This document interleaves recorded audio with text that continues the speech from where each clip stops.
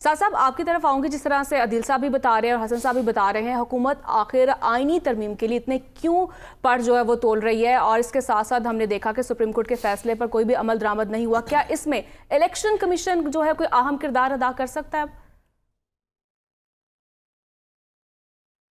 देखिए, सबसे पहले तो और मैं इस पे आइन पे दो जुमले आपकी इजाज़त से कहना चाहूँगा, लेकिन सबसे पहले तो मैं तारीफ़ करता चलूँ अपने दोस्त अदील वड़ाइच की, जिन्होंने इतने नंबर्स के साथ ये पॉलिटिकल सिचुएशन बताई, और उन्होंने बिल्कुल दुरुस्त बताया कि अगर ये तमाम परम्यूटेशंस कर ली जाएं तो हुकूमत एक ऐसे नंबर के करीब पहुँच सकती है जो कम अज़ कम 2/3 के करीब होगा, अगर 2/3 ना भी हुआ तो। कितने अफसोस की बात है एक तरफ से अगर देखा जाए कि इस सारे निज़ाम के लिए मौलाना फजलुर रहमान साहब के साथ बात की जा रही है। अदील साहब ने तो कहा कि वो बिल्कुल सेंटर फिगर हैं, यानी कि उनसे कोई मिन्नत तरला भी शायद किया जा रहा हो, दीगर बातें भी की जा रही हों सियासी तौर पे, और उनकी डिमांड्स अपने बेटे की सीट और ये और वो और इस तरह की भी हमें इंदिया मिला, हसन साहब ने दिया। कितनी अजीब सी बात है कि पूरे निज़ाम की इतना बड़ा रिफॉर्म, इतनी बड़ी पॉलिटिकल चॉइसेस जिनका आने वाली जनरेशन्स के ऊपर असर होगा, वो एक बेटे की सीट और दो हुकूमती ओहदे और एक एडजस्टमेंट के ऊपर इस वक्त ठहरा हुआ है। एक लम्हा फ़िक्रिया है, हम सबको इस बारे में सोचना चाहिए कि पाकिस्तान की सियासत किस डगर आ खड़ी हुई है। दूसरी बात जो अदील साहब ने की, वो बात बिल्कुल दुरुस्त है, उनके नंबर्स के ऊपर तो क्या डाउट किया जा सकता है, लेकिन इसी कहानी का एक और पस मंज़र भी है। मौलाना फजलुर रहमान साहब एक्सक्यूज़ मी, मौलाना फजलुर रहमान साहब और नवाज शरीफ साहब और जरदारी साहब और सब लोग मिल के अगर ये सब कर लें, उसके बाद सेनेट के अंदर नंबर पूरे हो जाएं, एक आध इंडिपेंडेंट मिल जाए, तो हम इस तरह 2/3 पे पहुंच के ये तरामीम कर सकेंगे, जिसके बाद ये सारे असरात होंगे। ये तो एक तरफ की कहानी है। इसके अंदर दूसरी द अदर शू इज़ कि क्या इस सारे के अंदर आवाम, जो कि पॉलिटिकल कॉन्स्टिट्यूशन का, जो हमारा सियासी पावर का सेंटर है, वो उसकी कस्टोडियन है, वो उसकी ऑथर है, वो उसकी आवाम का आइन है, आवाम की पार्लियामान है, आवाम की डेमोक्रेसी है। और दूसरा, क्या हमारी अदालत, जो कि फंडामेंटल राइट्स की कस्टोडियन है,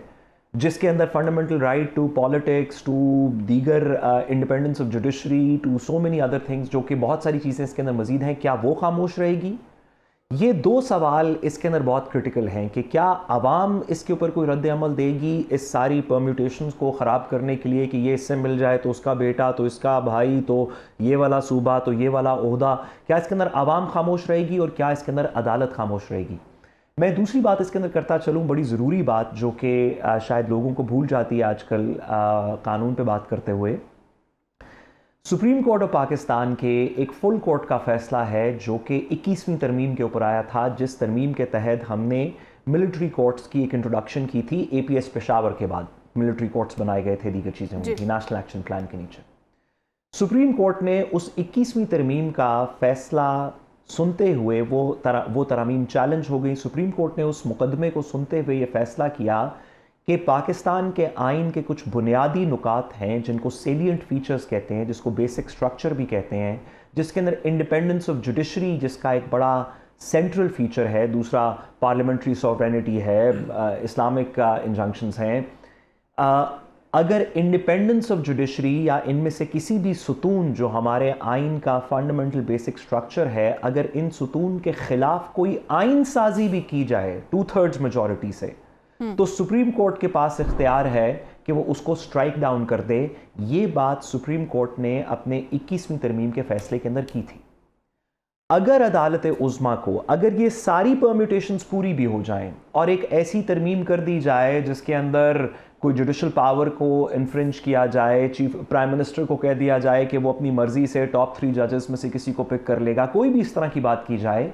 तो अदालत उज़्मा के पास फुल कोर्ट के फैसले के ताबे रहते हुए, जो 21वीं तरमीम का फैसला है, अदालत उज़्मा के पास ये इख्तियार है कि वो एक आइनी तरमीम को भी स्ट्राइक डाउन कर दें।